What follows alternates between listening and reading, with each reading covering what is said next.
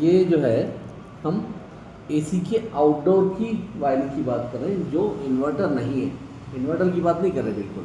ये basic air conditioners जो हैं उसके अंदर, तो उसके अंदर एक जो सबसे कॉमन वायरिंग होती थी that is called PSC, permanent split capacitor. Permanent split capacitor उसके अंदर क्या है, जो कंप्रेसर है, कंप्रेसर के कॉमन को एक तरफ से मिल गया फेस मान लीजिए, और रनिंग को मिल गया neutral.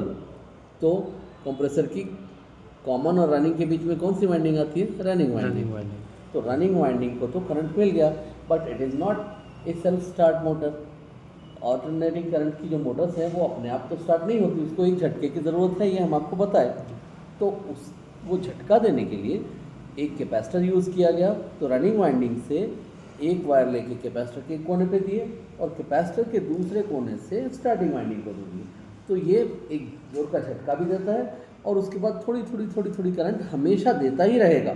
It is permanently connected in the circuit, that is why it is called permanent split capacitor. जितनी फ़ैन मोटरें होती हैं वो सारी भी परमानेंट स्प्लिट कैपेसिटर वाली ही होती हैं, ठीक है। आपका सीलिंग फ़ैन होता है वो भी परमानेंट, और जितने कंडेंसिंग यूनिट्स ये जो पुराने वाले हैं ये सब में परमानेंट स्प्लिट कैपेसिटर। कैपेसिटर हमेशा लगा रहता है, उसे निकालने के लिए अलग से कोई स्विच या कोई रिले की ज़रूरत नहीं होती। इससे पहले फ्रिज का हम जो देखे थे, फ्रिज में एक रिले थी जो कंप्रेसर के स्टार्टिंग वाइंडिंग को थोड़ी देर के लिए मिलाती थी और अलग कर देती थी। वहाँ कैपेसिटर इस्तेमाल नहीं हुआ था, है ना। वहाँ डायरेक्ट थोड़ी देर के लिए स्टार्टिंग वाइंडिंग की करंट मिली और अलग हो गई। That was called induction run, induction start motor. तो इंडक्शन से स्टार्ट होती थी और इंडक्शन से चलने वाली रहती, ठीक है। मगर ये वाली मोटरें जो है ना कैपेसिटर रन, ये तो परमानेंट स्प्लिट कैपेसिटर वाली है, ठीक है, परमानेंट स्प्लिट कैपेसिटर। अब उसके बाद क्या हुआ कि ये मोटरें तो कॉमन है, अब इसमें कुछ कंप्रेसर्स जो हैं वो ज़रा हैवी लोड वाले होते हैं, या कोई डिज़ाइनर ये चाहता है कि नहीं हमारा कंप्रेसर ज़रा और झटके से स्टार्ट ले, तो उस वायरिंग को कहते हैं कैपेसिटर स्टार्ट एंड रन। यानी एक स्टार्टिंग का भी कैपेसिटर होगा उसमें और एक रनिंग का भी कैपेसिटर होगा। इस वाली मोटर में तो खाली रनिंग कैपेसिटर है, यहाँ भी, और फैन मोटर में भी रनिंग कैपेसिटर है ना। तो उसके बाद जो मोटर निकली वो है कैपेसिटर स्टार्ट एंड रन। अभी आपको बताता हूँ, इसी के अंदर चेंज ला के आपको बता देता हूँ, उसको समझ में आ जाएगा और फिर हम उसके हिसाब से आगे बढ़ेंगे कि उसमें कैसी रिले इस्तेमाल हो सकती है। अब ये एक चीज़ जहन में रख लीजिए कि ये जो परमानेंट स्प्लिट कैपेसिटर मोटर है इसके अंदर तो रिले की ज़रूरत ही नहीं, कोई चीज़ अलग ही नहीं करना है, तो ये परमानेंटली कनेक्ट कर दिए।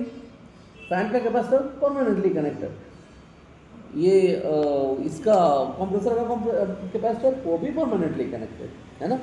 तो ये हो गया पीएससी, परमानेंट स्प्लिट कैपेसिटर वाला। अब जो बता रहे हैं हम वो है